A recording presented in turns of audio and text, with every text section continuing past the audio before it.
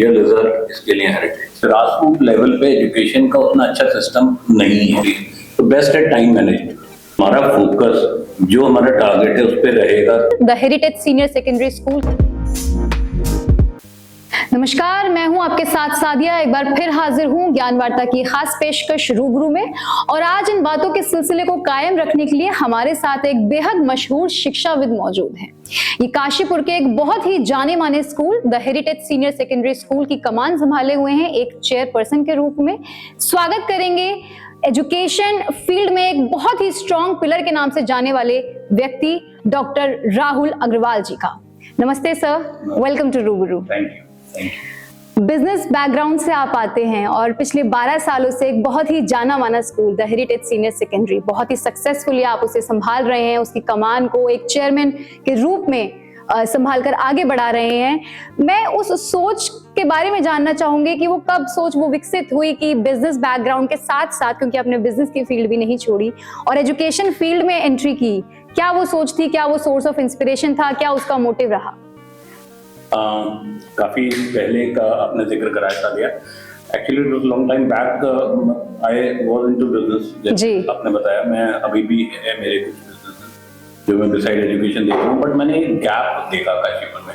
मैंने एक गैप भी देखा कि ग्रास रूट लेवल पे एजुकेशन का उतना अच्छा सिस्टम नहीं है। कहीं ना कहीं सीनियर सेकेंडरी स्कूल्स यहाँ पर रहे और फोकस केवल और केवल बोर्ड रिजल्ट पे था।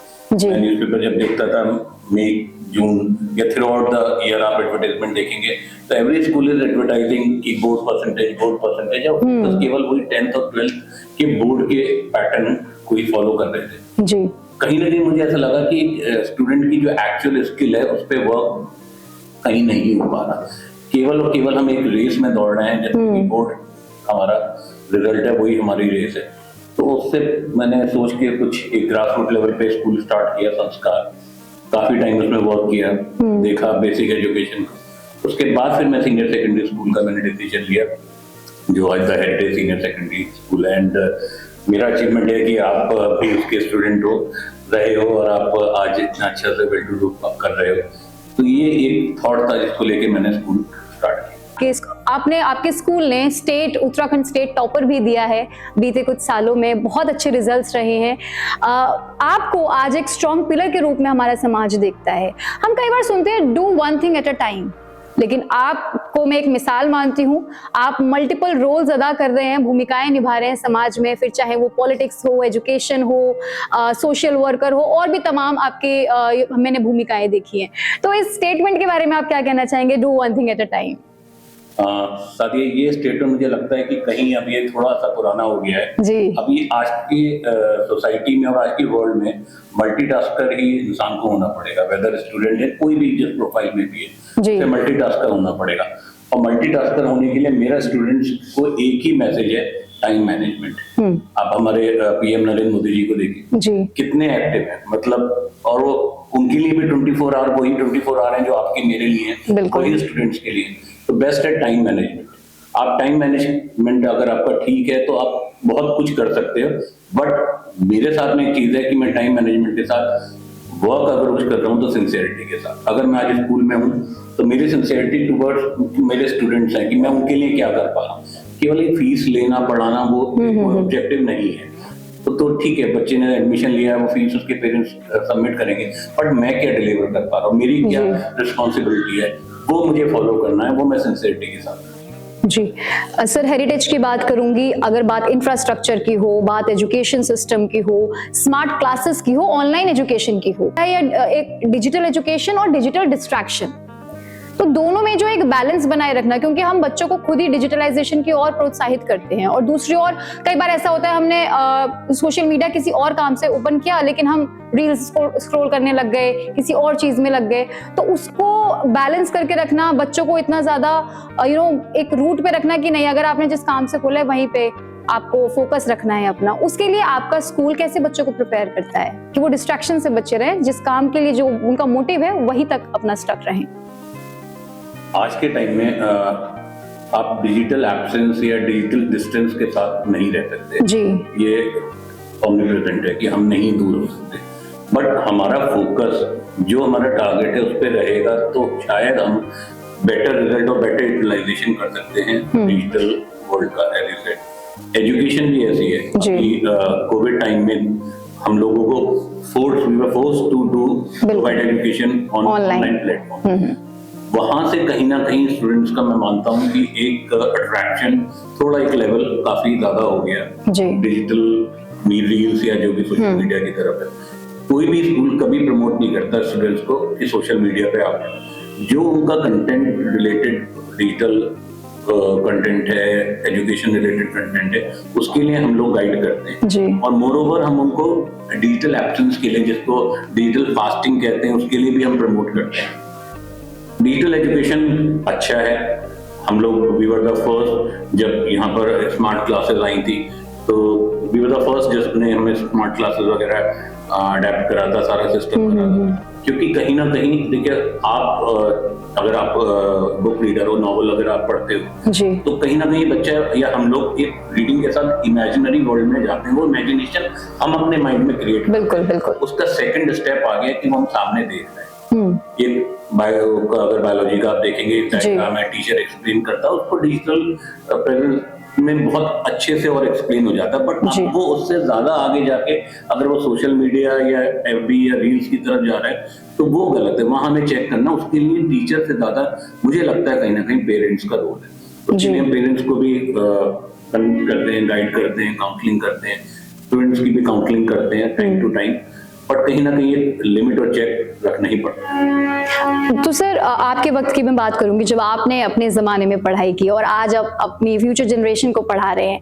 एक डिजिटल लर्निंग का कॉन्सेप्ट आज आ चुका है और एक पारंपरिक शिक्षा का कॉन्सेप्ट था जो आपके टाइम में था। दोनों में आपको क्या वो एक बड़ा फर्क महसूस होता है पॉजिटिवली कि हमारे टाइम पे ये नहीं था लेकिन आज हम अपनी जनरेशन को, फ्यूचर जनरेशन को दे पा रहे हैं? देखिए, पारंपरिक शिक्षा जो है वो कभी भी चेंज नहीं हो सकती। टीचर का रोल कभी भी एआई या डिजिटल वर्ल्ड कभी नहीं ले सकता। एक मेंटर होता है।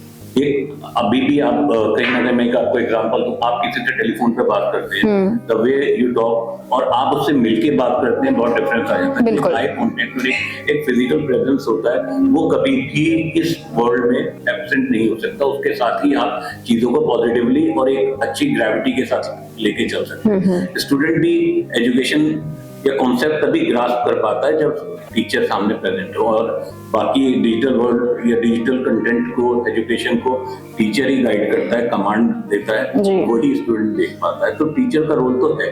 पारंपरिक शिक्षा कभी नहीं खत्म हो सकती। और जहां तक हमारे टाइम की बात है, बुक्स थे, बुक से हम अपने इमेजिनेशन करते थे, उस इमेजिनेशन के बेसिस पे हम अपने कॉन्सेप्ट क्लियर करते थे, टीचर के साथ डिस्कशन होता था। हाँ, एक चीज है, आज के टाइम में टीचर से थोड़ा सा डिस्कशन स्टूडेंट rather कम करते हैं, and they are diverting themselves more towards ChatGPT और right. वो थोड़ा सा एक मिसिंग है। आपने सर ChatGPT का जिक्र किया, मेरे जहन में AI का ख्याल आया है अभी कि ये कई बार ऐसा हम लोग अनुमान लगा रहे हैं कि AI के आने से जॉब्स को बड़ा रिस्क है, चाहे वो टीचर हो, डॉक्टर्स हो, कुड बी एनीबॉडी। आप इसके बारे में क्या कहना चाहेंगे? क्योंकि अभी आपने मेंशन किया कि उसको कमांड देने के लिए कोई तो चाहिए। अगर हम पारंपरिक शिक्षा की भी बात करते हैं तो बच्चों को समझाने के लिए, उन्हें गाइड करने के लिए, मेंटोर करने के लिए वी नीड टीचर्स। लेकिन अगर एआई के पर्सपेक्टिव से देखें, कितना सही है कि is it really going to take our jobs? Yes, certainly. मैं इसमें आपको थोड़ा सा डिटेलिंग करता हूँ। और अभी आपको पता भी होगा, हमारा इंडिया होस्ट कर रहा है एआई का बहुत बड़ा कॉन्क्लेव चल रहा है जी। इवन फ्रांस के पीएम भी ज्वाइन कर रहे हैं। एआई आने से क्या है, जॉब जाएगी, कुछ डिस्टर्बेंस आएगा, लेकिन किसकी?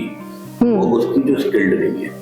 एआई आज बच्चों को एआई सीखना है। एआई क्या है? एआई पूरी तरह कंप्लीटली रिमूव नहीं करेगा। एआई आपकी स्किल को और बेटर करेगा, आपकी चीजों को और फैसिलिटेट करेगा, बेटर वे ऑफ प्रेजेंटेशन देगा, कम टाइम में आप मल्टीपल वर्क कर सकते हो, ठीक है, क्वांटिटी ऑफ वर्क आप बेटर कर सकते हो, क्वालिटी भी आपकी इंप्रूव होगी। किसकी? The student who is skilled with AI. जो नहीं करेगा तो वो आज पीछे रह जाएगा कहीं ना कहीं रेस में।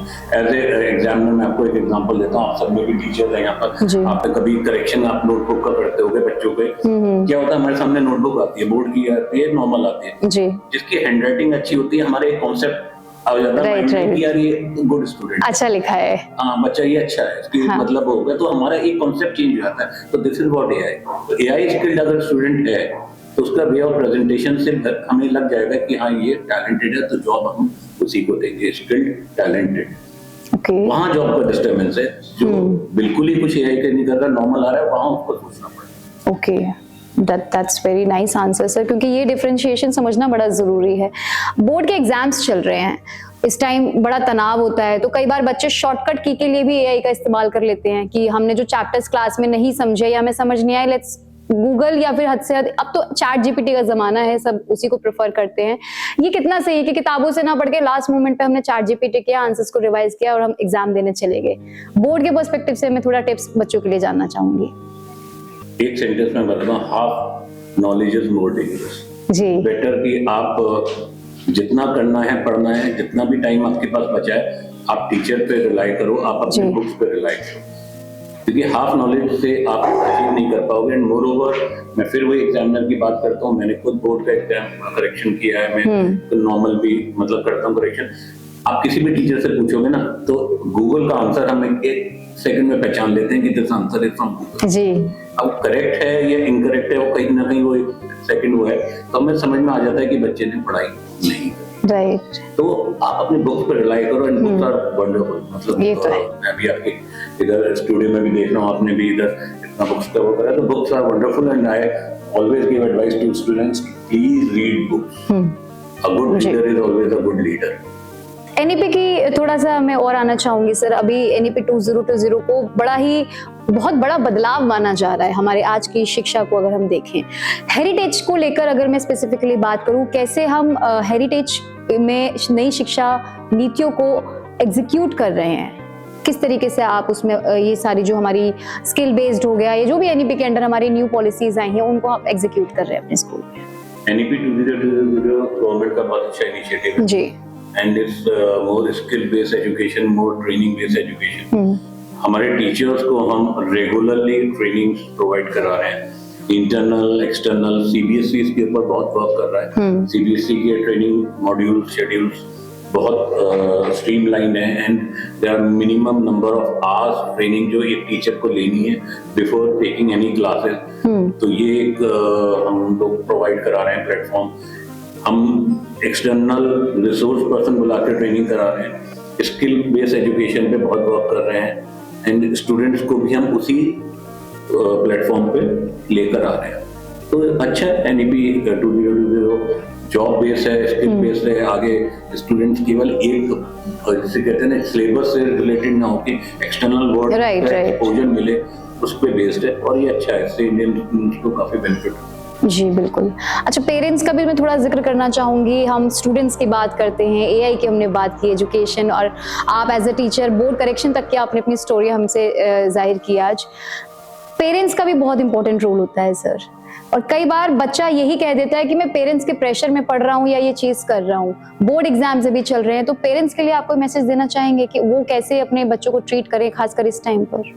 देखिए सादिया, एक स्टूडेंट की लाइफ में अगर आप देखो तो 35% of time is with school, rest 65% और से 30% होगी आजकल जितनी हॉलीडेज ऑफ है। 70% इस टाइम स्टूडेंट का अपनी फैमिली में अपने पेरेंट्स के साथ होता है। तो पेरेंट्स का कहीं ज्यादा रिस्पॉन्सिबिलिटी है, पेरेंट करते भी हैं, बट मेरा एक ये एडवाइस है कि आप स्टूडेंट को बिल्कुल स्कूल के ऊपर, या आजकल एक ट्यूशन का बहुत ज्यादा कॉन्सेप्ट है कि एक अच्छे स्कूल में एडमिशन करा दिया, एक 2-3 ट्यूशंस लगवा दिए, उसके बाद आप सोचें कि आपकी रिस्पॉन्सिबिलिटी ओवर, अब स्टूडेंट जाने और टीचर उसका ट्यूटर जाने, उसको ऐसा नहीं। आपको रिस्पॉन्सिबल होना पड़ेगा, आपको देखना है कि क्या कर रहा है, और देखने के लिए बहुत ज्यादा कुछ नहीं करना, they just have to meet to the teacher. आप टीचर से बात करो, स्टूडेंट के स्कूल में आओ, स्कूल में पीटीएम होती है, पीटीएम में मैं देख रहा हूँ, इसलिए मतलब I am really sad to say कि हार्डली 40% अटेंडेंस होती है पेरेंट्स की, 50%। तो कहीं ना कहीं वो अपनी रिस्पॉन्सिबिलिटी से अगर कहीं पीछे होंगे तो लॉस उन्हीं का है, स्टूडेंट्स का है, और वो लॉस वो मुझे नहीं पता कितना वो करते हैं एज ए स्कूल। मुझे बहुत उसका पेन होता है। एक कम्युनिकेशन होना चाहिए बिल्कुल बिल्कुल, और स्कूल, क्योंकि गैप बहुत फील किया जाता है बच्चों के और पेरेंट्स के बीच में। खासकर वो नहीं पसंद करते पेरेंट्स के साथ बैठना, या पेरेंट्स भी शायद इतना ध्यान नहीं दे पाते आजकल बच्चों पर कि वो क्या कर रहे हैं। तो इस गैप को मिटाने की बहुत जरूरत है। Communication is the key. Sir, heritage को लेकर मेरे खुद के पास बहुत सारे प्लस पॉइंट्स है। आप स्टेट टॉपर दे चुके हैं, आप किसी भी कंपटीशन में अगर आपके स्कूल के बच्चे पार्टिसिपेट करें तो मुझे लगता है एडवांस में लिखवा लेते हैं कि हमें जीत के ही आना है, जितना रिजल्ट मैं देखती हूँ। लेकिन फिर भी मैं जानना चाहूंगी, क्योंकि अब एडमिशन सीजन भी क्लोज आ रहा है, क्यों एक पेरेंट या एक बच्चा हेरिटेज में एडमिशन ले, मुझे वो की पॉइंट्स जानने हैं। The heritage senior secondary school Kashipur, why? देखिए सब स्कूल अच्छे हैं, सब अपने तरीके से एजुकेशन देते हैं, बट मेरा एक ये मानना है कि जितना मैं सिंसियर हूँ मेरे बच्चों के लिए, उतने ही मेरे टीचर सिंसियर हैं वो स्टूडेंट्स के लिए। क्योंकि देखिए कहीं ना कहीं टॉप से चलता है, कोई भी सिस्टम है वो हायरकी टॉप से होती है। मेरे टीचर्स देखते हैं कि हाँ as a chairman, as a मेरे जो डायरेक्टर हैं या जितनी टीम है, एज ए प्रिंसिपल, वो कितने रिजल्ट ओरिएंटेड हैं, स्टूडेंट ओरिएंटेड हैं, पेरेंट्स के लिए रिस्पॉन्सिबल है। तो टीचर्स भी वाइस वर्सा फॉलो करते हैं। तो मेरे पास बहुत डेडिकेटेड टीचर्स हैं। मोर ओवर मैं अगर थोड़ा सा रिकॉल करूं तो मेरे जितने ये पीजीटीज हैं और टीजीटीज हैं, जितनी स्कूल की एज है आज मेरे 12 साल, 10 मतलब ऑलमोस्ट 10 साल से ऊपर मेरे साथ। एक बार जिसने ज्वाइन करा स्टेबल है, हाँ वो स्टेबल है, वो नहीं जाता एज लाइक स्टूडेंट। अगर नर्सरी में कोई बच्चा मेरे पास आया तो वो 12th पास आउट होकर ही जाता है मिड सेशन में। ऐसे ही मेरे टीचर्स हैं कि अगर टीचर्स ने मतलब ऑलमोस्ट मेरे सारे ही पीजीटी, ये बट ठीक है किसी की मैरिज हो गई, गर्ल की, वो चली गई, तो अदरवाइज मेरे पास सारे आज स्टेबल टीचर हैं। मोरओवर रिजल्ट जी, जो रिजल्ट की Very बात करते हैं पेरेंट, रिजल्ट केवल बोर्ड रिजल्ट की बात नहीं कर रहा हूँ। रिजल्ट मतलब अगर बच्चा ठीक है कोई साइंस में अच्छा है, कोई मैथ्स में अच्छा है, बोर्ड के उस पैटर्न पे नहीं पाए, but career point of view से हम उनको क्लास 9 से ही गाइड करना शुरू कर देते हैं। जब बच्चा मेरे पास नर्सरी से है तो मुझे पता है कि स्किल क्या है जी, उसका फोकस, उसका टेंशन किस सब्जेक्ट में, तो हम उसको वहीं से ग्रूमिंग उसकी स्टार्ट करते हैं जी। तो रियल एजुकेशन, रियल रिजल्ट, इसके लिए हेरिटेज। एक आखिरी सवाल, मैं आपका ज्यादा वक्त नहीं लूंगी। बोर्ड एग्जाम्स चल रहे हैं, पर इतना सारा प्रेशर, डिजिटलाइजेशन का कॉन्सेप्ट, बहुत सारी नई चीजों को इंट्रोड्यूस होना, एक सिंपल कोई टिप या कोई मैसेज आप देना चाहेंगे कि इस सब के बीच में ये आपको करना है? बस मुझे करना है बच्चों को बच्चों के लिए तो स्टूडेंट जी, मेरा बस स्टूडेंट से यही है, जब मैंने पहले कहा आप टाइम मैनेज करो जी, बुक रीडिंग करिए। मतलब book reading should be a part, like if you are taking your breakfast, lunch and dinner, you have to read minimum 30 pages of any book of your choice daily. Listen to your teachers. Google, ChatGPT will only be a facilitator. वो आपको आगे तक नहीं लेके जाएंगे, but your teacher will take you to your career. जो आपका career है उस तक लेके जाएंगे. Listen to your teachers, read book and manage your time. That's the only thing, and then see आप जो चाहते हो you will get that. Only 3 things they have to follow. That's really beautiful answer। और मैं उम्मीद करती हूँ कि हमारे जितने भी दर्शक हैं, खासकर जो हमारा स्टूडेंट सेगमेंट इस इंटरव्यू को देख रहा है, वो इन टिप्स को जरूर फॉलो करेगा और ये बिल्कुल हेल्पफुल रहेंगे उनके लिए। तो ये है हमारे साथ आज डॉक्टर राहुल अग्रवाल जी, जिन्होंने हमें एजुकेशन के बारे में बताया, स्टूडेंट्स की लाइफ में वो कैसे सक्सेसफुल हो सकते हैं। एक successful school the heritage senior secondary school के पीछे की कहानी हमने जानी कि कैसे उन्होंने पिछले 12 सालों में एक चेयरमैन के रूप में इस ब्रांड को विकसित किया। ऐसे ही आपके साथ आगे भी जुड़ते रहेंगे, एक नए और विशेष व्यक्ति के साथ जल्द लौटेंगे। तब तक के लिए मुझे दीजिए इजाजत और देखते रहिए ज्ञान वार्ता।